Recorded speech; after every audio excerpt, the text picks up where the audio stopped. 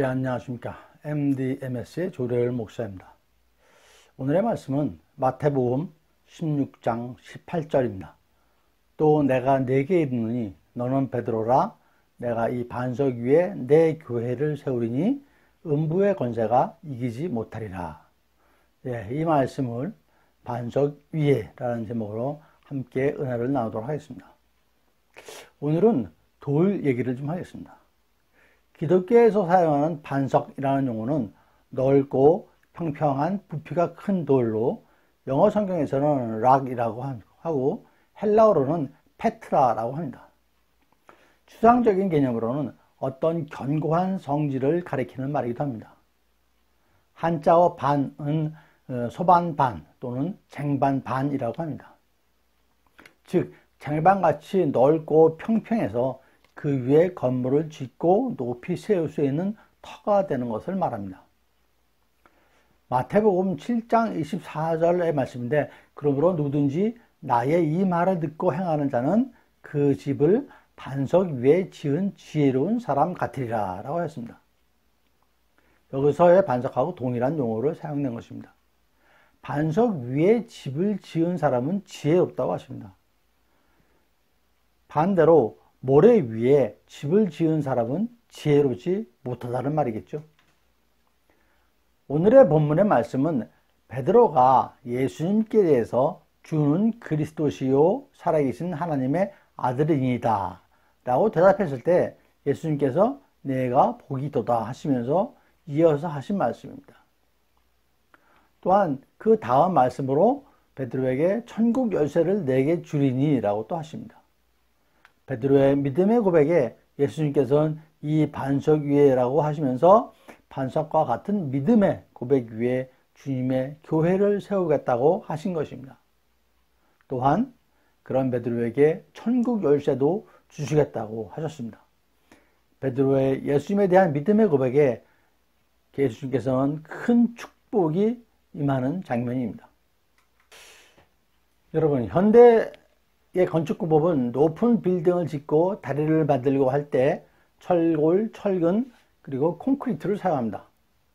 우리나라에서 제일 높고 세계에서도 5번째로 높은 롯데월드타워는 지상 123층이고 또 높이만 해도 555m, 555m의 높이라고 합니다. 이를 짓기 위해서 철근과 철골이 각각 4만 톤, 그리고 콘크리트가 19만 5,200m가 소요됐다고 합니다.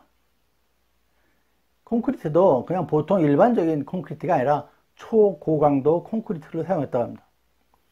어마어마한 분량이죠. 지하 6층으로 바닥을 단단히 하지 않으면 건물을 올릴 수가 없는 거죠. 실제로 롯데타워는 지하 38m 아래에 있는 화강암 안반층의 길이 30m, 직경 1m의 그 파일을, 철골 파일이죠. 그걸 100여 개를 박았다고 합니다. 그 안반에다가 철골을 박아서 555m를 높인 겁니다. 철골 시멘트보다 더 단단한 안반 위에 세워진 게 롯데타워입니다. 2000년 전 콘크리트, 철근, 철골이 없던 그런 시대에는 어떻게 했겠습니까? 가장 쉬운 것은 천연 암석 위에 세우는 것이죠. 단단하고 평평한 돌판 여기에 세우는 것입니다. 그래서 고대 시대에 성을 쌓고 할 때에 암석을 제대로 최대한 이용을 한 겁니다. 이러한 것이 반석입니다. 관련해서 3가지 메시지를 전하고자 합니다.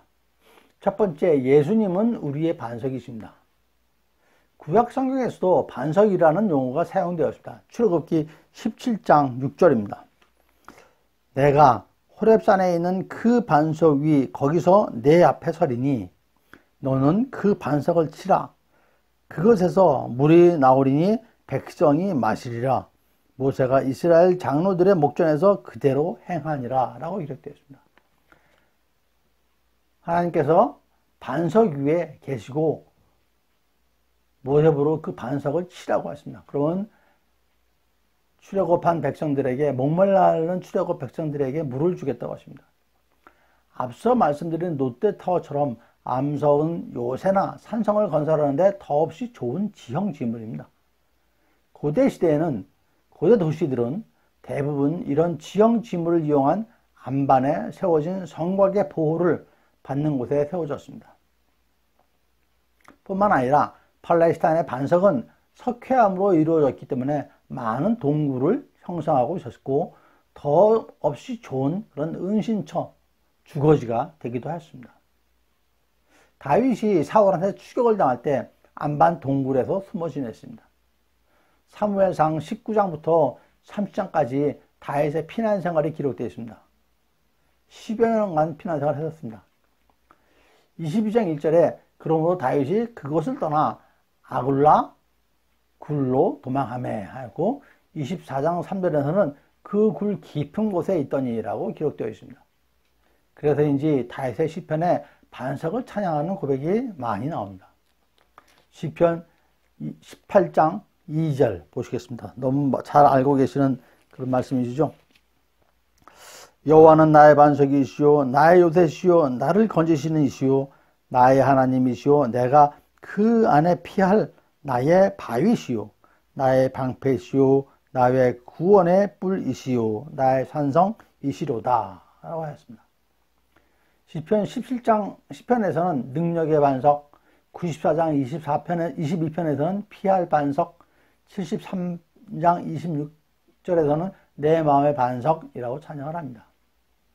또한 신약에 바울은 반석을 강한 능력, 안전, 보호, 피난처 등으로 표현을 했습니다. 신명기 32장 4절 말씀인데요. 그는 반석이시니 그가 하신 일이 완전하고 그의 모든 것들이 정의롭고 진실하고 거짓이 없으신 하나님이시니 공의로우시고 바르시도다 라고 말씀하십니다. 사무엘 하 22장 2절에도 여호와는 나의 반석이시오 요새시오 나를 위하여 나를 건지시는 자시오 라고 고백을 합니다. 반석은 변함도 흔들림도 없는 상징의 말씀인 것입니다. 주님께서는 항상 나를 지켜주시고 또한 언제 어떠한 상황에서도 변함없이 나를 건져주신다고 하십니다. 신약성경에 고린도전서 10장 4절 말씀입니다. 고린도전서 10장 4절 말씀인데요. 다 같은 신령한 음료를 마셨으니 이는 그들을 따르는 신령한 반석으로부터 마셨음에 그 반석은 곧 그리스도시라 되어 있습니다. 아까 반석 위에 하나님께서 서 계시겠다고 말씀하셨죠. 그리고 반석을 치면은 물을 나온다고 말씀하셨습니다. 다 같은 신령한 음료를 마셨으니 이는 그들을 따르는 신령한 반석으로부터 마셨음에 그 반석은 곧 그리스도시라. 신령한 음료가 무엇이겠습니까? 생명의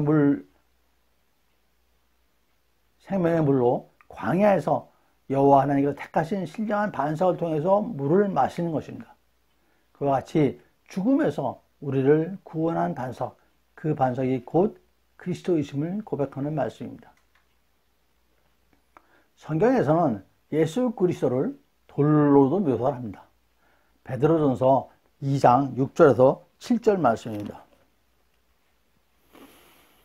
성경에 기록되었을 때 보라 내가 택한 보배로운 모퉁이 돌을 시온에 두노니 그를 믿는 자는 부끄러움을 당하지 아니하리라 하였으니 그러므로 믿는 너희에게는 보배이나 믿지 아니하는 자에게는 건축자들이 버린 그 돌이 모퉁이 위에 머릿돌이 되고 라고 말씀을 하십니다. 이 표현은 성경의 여러 곳에서 인용을 되었는데 처음 사용된 것은 다윗이 한 고백입니다.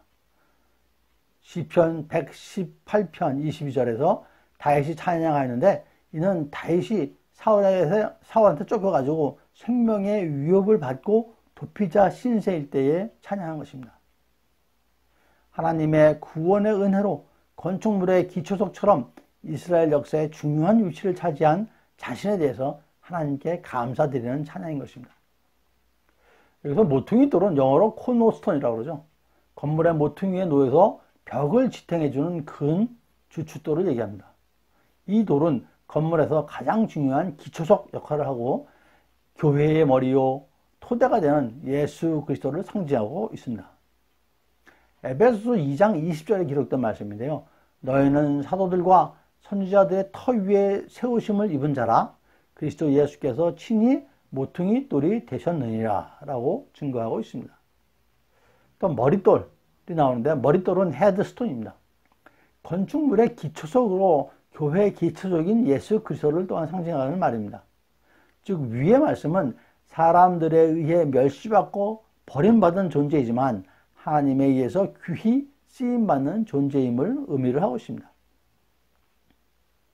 버림받아 십자가에서 고통받고 죽임을 당하였지만 부활하신 후에 하나님으로부터 높이심을 받고 교회의 머리가 되시고 만유의 통치자가 되신 것입니다.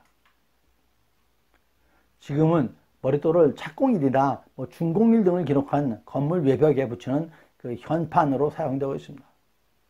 성경에 기초석, 모퉁이돌, 머릿돌 이런 용어들이 자주 등장하는데 그 배경에는 고대 팔레스타인 지방의 유대인들이 집을 지을 때 세 종류의 돌이 매우 중요하였다는 것에서 유래되었다고 합니다. 기초석은 말 그대로 건물을 세우는 것이고 모퉁이돌은 건물의 벽들을 연결시켜주는 중요한 역할을 하고 머릿돌은 지붕에 사용되는 것으로 이 세 가지 돌이 이루어져 집, 건물 전체를 유지하고 보호하게 되는 것이죠. 우리의 주 예수 그리스도는 기초석이요 모퉁이돌은 동시에 머릿돌이신 것입니다. 그 반석 위에 우리의 믿음을 견고히 세워나가야 할 것입니다. 두 번째 말씀으로 교만한 자에게는 거치는 돌이다 라는 말씀입니다. 이사야서 8장 14절 말씀입니다. 그가 성소가 되시리라. 그러나 이스라엘의 두 집에는 걸림돌과 걸려 넘어지는 반석이 되실 것이며 예루살렘 주민에게는 함정과 올무가 되시리니 라는 말씀이십니다. 개역 성경에서는 이 말씀이 어떻게 표현되어 있냐면 그가 거룩한 피할 곳이 되시리라. 그러나 이스라엘의 두 집에는 거치는 돌, 걸리는 반석이 되실 것이며 예루살렘 거민에는 함정, 올무가 되시리라고 했습니다. 여기서 이스라엘의 두 집은 하나님을 믿노라 하는 사람들을 가리킵니다. 그런데 왜 여호와 하나님께서 그들에게 거치는 돌, 걸리는 반석이 되시는 걸까요? 걸림돌, 걸리는 반석은 유대인들에게 하나님이 아들 예수 그리스도가 걸림돌이고 걸리는 반석이라고 하십니다. 어떤 유대인들일까요? 믿는데 실패한 유대인들이겠죠? 그들에게 하시는 말씀입니다. 거치는 돌, 걸림돌을 영어 성경에서는 a stone that causes man to stumble 그리고 넘어지는 반석은 a rock that make them fall 이라고 표현합니다. 여기서 거치는 돌은 넘어지게 하는 장애물을 얘기하는 겁니다. 하나님을 두려워하는 자에게는 여호와는 친히 피난처가 되시지만 하나님을 두려워하지 않고 교만하게 행하는 자들에게는 여호와는 구원이 아닌 멸망케 하는 걸림돌이 되는 것입니다. 신약 성경에서 사도 바울은 로마서 9장 33절에서 베드로전서 2장 8절에서 부딪히는 돌, 거치는 반석이라고 표현하였습니다. 베드로전서 2장 8절에서 말씀하시기를 또한 부딪히는 돌과 걸려 넘어지게 하는 바위가 되었다 하였느니라. 그들이 말씀을 순종하지 아니함으로 넘어지라니 이는 그들을 이렇게 정한 것이라 라고 하십니다. 말씀을 순종하지 않으면 넘어진다고 하시는 것입니다. 교만하면 넘어진다고 하시는 것입니다. 왜 많은 사람들이 하나님 때문에 넘어지고 걸릴까요? 왜 예수님께서 거치는 돌과 걸리는 반석이 되셨을까요? 그는 하나님께서 우리와 똑같은 육체의 모습으로 이 땅에 오시기 때문입니다. 만일 하나님께서 모든 사람이 인정할 만한 영광의 모습으로 나타나신다면 아무도 실족하지 않았을 것입니다. 그러나 하나님께서 육체로 오시기 때문에 많은 사람들이 하나님의 육신적인 면을 보고 넘어지고 부러지고 걸리게 되는 것입니다. 그런 사람들에게 우리 구원에 절대적으로 필요한 그리스도께서 거치는 돌, 걸리는 반석이 되어버리고 마셨습니다. 사도 베드로는 이사야서 8장에 예언이 육체로 오신 예수님에 의해 성취되었음을 증거하고 있습니다. 하나님이시라고 믿기에는 너무나도 초라한 육체의 모습으로 나타나셨기 때문입니다. 실제로 예수님의 생활과 환경을 살펴보면 그리스도의 육체적인 면만을 본 유대인들이 넘어지게끔 되어 있습니다. 그래서 베드로는 넘어지도록 정하신 것이라고 말씀하신 것입니다. 그리스도의 육신적인 면만을 바라보는 사람은 그리스도를 알아보지 못하도록 하나님께서 정해 놓은 것입니다. 예수 그리스도께서 이 땅에 오신 방식이 유대인들에게는 거치는 돌이 되는 것입니다. 메시아로 위대하고 찬란한 왕의 모습이 아니라 마국간 구유에서 태어나고 비참한 모습으로 십자가에서 죽음을 당한 것, 그들에게는 거친 돌이 되는 것입니다. 세상 죄를 지고 가시는 하나님의 어린 양의 모습은 그들에게는 거치는 돌이 된 것입니다. 이 모습이 유대인들에게만 있나요? 주 예수 그리스도를 거절하는 모든 사람들, 그리고 그리스도를 거치는 반석으로 여기는 모든 사람들에게 해당되는 것일 것입니다. 어째서 이들에게 예수 그리스도가 부딪히는 돌, 걸려 넘어지는 반석, 거치는 돌, 거치는 반석이 되었을까요? 한마디로 교만입니다. 지성의 교만, 도덕성의 교만, 선행의 교만, 성취의 교만, 이해의 교만, 이런 것들입니다. 거듭나지 않은 사람은 자기 힘으로, 자기 노력으로, 자기 열심으로 이루어야 하기 때문에 십자가에 걸려 넘어지고 걸려 자빠지게 되는 것입니다. 이사야서 17장 10절 말씀에 하나님께서 다메섹을 멸하시면서 하시는 말씀이십니다. 이는 내가 내 구원의 하나님을 잊어버리며 내 능력의 반석을 마음에 두지 아니한 까닭이니라 라고 말씀하셨습니다. 능력의 반석이신 하나님을 잊어버리는 교만으로 멸망을 당한 것이죠. 교만은 일반적으로 자기의 부족한 점을 알지 못하고 자기 자신을 높여 대단하고 훌륭한 존재라고 여기는 마음의 상태를 말하는 것입니다. 여기서 자기를 높인다는 것은 더 구체적으로는 무절제하고 불합리한 자기 존중이라고 할 수 있고 지나친 자기애라고 할 수도 있습니다. 하나님을 사랑하는 것이 아니라 자기 자신을 사랑하는 마음이 교만의 뿌리인 것입니다. 잠언 15장 25절 말씀에 여호와는 교만한 자의 집을 허시며 라고 하셨습니다. 학자 라인홀드 니버는 인간이 갖는 교만의 4가지를 제시하셨는데 첫째는 지적인 교만입니다. 배운 사람은 배운 것이 교만의 원인이 될 수도 있습니다. 모르면 모르기 때문에 겸손해지지만 배우면 알기 때문에 가만히 있기가 어려운 법이라고 하는 것이죠. 두 번째 교만은 영적인 교만입니다. 영적으로 뭔가를 체험한 사람은 그렇지 않은 사람한테 비해서 상대적으로 교만해지기가 쉽습니다. 세 번째는 권력의 교만입니다. 권력을 준 사람, 권력이 높은 사람은 상대적으로 그렇지 않은 사람에 비해서 교만해지기 쉬운 게 일반적인 현상이라고 합니다. 마지막 4번째로 도덕적 교만입니다. 도덕적으로 스스로 깨끗하다고 하는 사람이 상대적으로 교만에 빠지기가 쉽다는 것입니다. 여러분은 어떻습니까? 한번 묵상해 보는 시간이 되시길 바랍니다. 셋째로 순종하는 자에게는 산돌이신 예수님이십니다. 베드로전서 2장 5절 말씀입니다. 너희도 산돌같이 신령한 집을 세워지고 예수 그리스도로 말미암아 하나님이 기쁘게 받으실 신령한 제사장이 될지니라 라고 말씀하십니다. 여기서 산돌이란 영어는 리빙스톤이라고 합니다. 모퉁이돌, 머릿돌, 부딪히는 돌 등과 함께 베드로가 인용한 예수 그리스도를 가리키는 표현입니다. 산은 헬라어로 자오라고 하는데 생기 있는, 살아있는의 의미를 갖고 있습니다. 즉 살아있는 돌, 생명이 있는 돌이라는 의미로 갈라디아서 3장 11절 말씀에서 의인은 믿음으로 살리라 에서와 같은 의미로 사용되었다고 합니다. 즉 생명이 있는 믿음의 신령한 집을 의미한다고 할 수 있습니다. 특히 생명의 돌, 생명의 머릿돌로 죄와 허물로 죽을 수밖에 없는 우리에게 생명을 주시고 새 생명체로 신령한 공동체인 교회를 세우시고 살아 움직이게 하시는 예수 그리스도의 사역을 강조하는 의미라고 볼 수 있습니다. 구약에서 모세는 신명기 32장 13절에서 그러한 반석에서 꿀을, 굳은 반석에서 기름을 빨게 하신다라고 하셨습니다.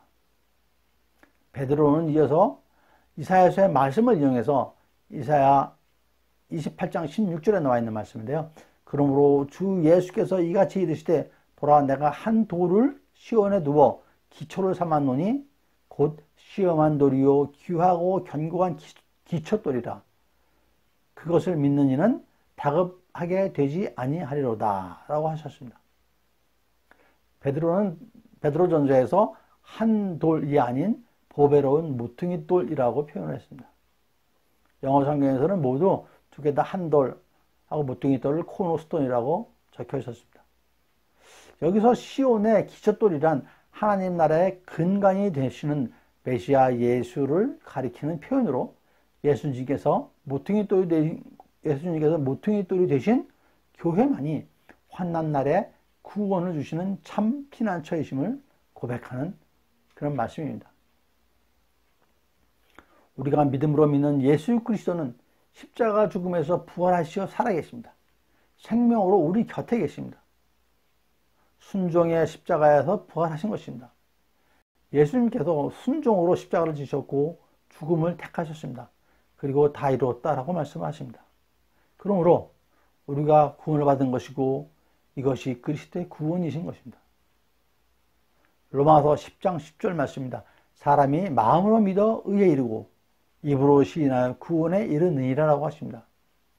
입으로 시인하여 믿음을 고백하는 것이죠. 참된 믿음에는 순종이 있는 것입니다. 참된 믿음은 입으로 고백하는 것입니다. 예수님이 주가 되심과 그의 부활하신 사실을 분명히 믿게 될 때 그것이 우리의 삶에 영향을 미치게 되고 우리의 삶 속에서 나타나 결과를 반드시 그것을 말하게 만드는 것입니다. 우리 믿음을 표현하는 것은 우리가 마음으로 그러한 것을 믿고 있느냐를 가름하는 척도가 될 수 있는 것입니다. 순종이 헬라어로는 휘포쿠오라고 합니다. 휘포와 쿠오의 합성어인데요. 쿠오는 어원은 아쿠아에서 나왔습니다. 그 아쿠아는 듣다라는 것입니다. 그러니까 순종은 듣는 거죠. 그래서 본문을 들음이 헬라어로는 아코에 해당됩니다. 물론 본문은 본 어원은 아쿠아이죠. 접두어로 사용된 휘포는 은밀하게 말미암아 아래로 향하여 등의 의미로 표현되고 있습니다. 정리하면 순종은 아래서 듣는다, 어떤 권위 아래서 듣는다라는 의미가 됩니다. 즉 믿음의 말씀을 순종하는 데서 진정한 믿음이 오는 것입니다. 마지막으로 정리하는 의미에서 성경 한 구절을 보도록 하겠습니다. 요한계시록 2장 17절 말씀입니다. 귀 있는 자는 성령이 교회에게 하시는 말씀을 들을지어다. 이기는 그에게는 내가 감추었던 만나를 주고 또 흰 돌을 줄 터인데 그 돌 위에 새 이름을 기록한 것이 있나니 받는 자 밖에는 그 이름을 알 사람이 없느니라. 요한계시록 2장 17절 말씀입니다. 큰 화단에서 이기고 최후 승리를 하는 자에게 감추인 만나를 주신다고 말씀을 하십니다. 이는 주님께서 재림하실 때 완성될 하나님 나라 잔치에서 생명의 떡인 생명의 말씀을 먹는 것을 뜻한다. 흰 돌을 받는다는 것은 하나님의 구원을 받는다는 의미입니다. 흰색은 정결함, 순결함을 의미하죠. 요한계시록 7장 13절 말씀에 흰옷 입은 자, 14절에서는 어린 양의 피에 그 옷을 씻어 희게 한다. 피로 옷을 씻어 옷을 희게 한다고 합니다. 신약 성경에서 흰옷이라고 하는 것은 예수 그리스도의 피 흘리심을 말씀하고 또 구속의 은혜를 받은 선결을 의미하고 있습니다. 모든 신부가 하얀 웨딩 드레스를 입는 이유가 여기 있는 거죠. 예수 그리스도의 피로 씻음 받은 선결한 구원을 받은 자, 예수 그리스도의 위에, 반석 위에 새 이름이 기록된다고 하십니다. 순종으로 승리하는 자에게 주시는 축복의 말씀입니다. 순종하는 자에게 생명의 떡과 구원의 새 생명을 주신다고 하십니다. 참다운 믿음과 순종으로 거치는 돌과 부딪히는 돌이 아닌 주춧돌, 머릿돌, 모퉁이 돌이 되시는 예수 그리스도의 반석 위에 저와 여러분의 이름이 새겨지시기를 축원드립니다. 오늘도 함께해 주신 여러분들께 감사드립니다. MDMS의 조례을 목사였습니다.